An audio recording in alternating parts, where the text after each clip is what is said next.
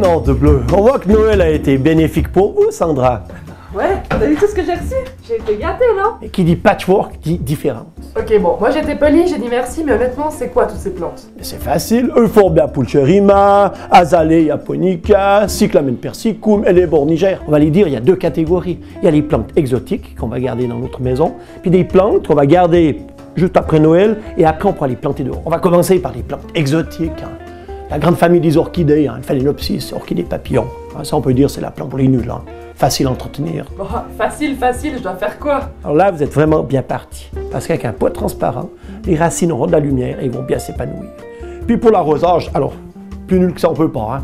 On va tremper notre orchidée dans de l'eau tiède, on va laisser égoutter une demi-heure et on reprend notre plante, on la remet dans son cache-pot. On passe au Mexique maintenant. Étoile de Noël archi connue, ça vient du Mexique. Donc c'est clair, ça a besoin de chaud et de chaleur. Ou alors de chaleur chaude. Vous foutez de ma gueule, là. Mais il y a deux grands dangers pour cette plante. Elle déteste les courants d'air ou le froid. Parce que le zézé qui vient me la porter, puis qui ne l'emballe pas comme il faut, puis qu'elle a eu froid, c'est foutu. L'autre grand danger, c'est l'excès d'eau. Des fois, ce que vous mettez, c'est mettre le doigt dans la moite, comme ça on voit si c'est trop humide, on n'arrose pas. Maintenant, on va revenir un peu en Europe. Fini le Mexique. Là, on va prendre le cyclamen. J'adore le cyclamen parce que c'est une plante qui est généreuse. Mais ce qu'elle n'aime pas, c'est les endroits chauds. Donc, on va mettre ça plutôt dans un jardin d'hiver, un corridor. Idem aussi, jamais laisser dessécher, jamais laisser d'eau stagnante. Et puis là, votre plante est vraiment épanouie. Là, c'est joli, il y a plein de fleurs. Mais quand il n'y en a plus, on fait quoi? Dès que votre fleur est fanée, on clique à la base et ça va développer des nouvelles fleurs aussi. Le cyclamen, c'est fini, on passe à l'azalée. Puis l'avantage aussi, c'est que dès que les premiers gels sont finis, on peut la planter où on a nos rhodons, nos myrtilles, etc. Elle va bien s'y plaire. Les rhodons. Quand on parle pas jardinier, c'est les rhododendrons.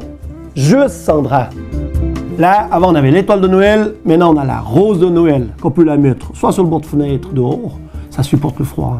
Puis cet été, vous pouvez la planter dans un endroit mi-ombre, ombragé d'eau de jardin. Bon, Claude, j'ai tout compris, j'ai plus besoin de vous. C'est génial.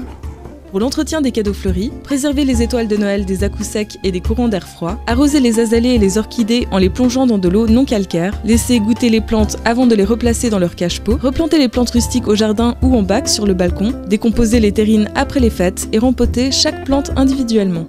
Et tous ces cadeaux, ils sont en fleurs. Mais en aucun cas, on va les laisser sécher. Donc, on va surveiller l'arrosage.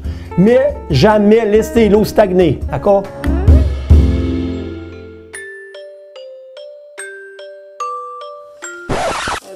Merci les copains pour le cadeau empoisonné.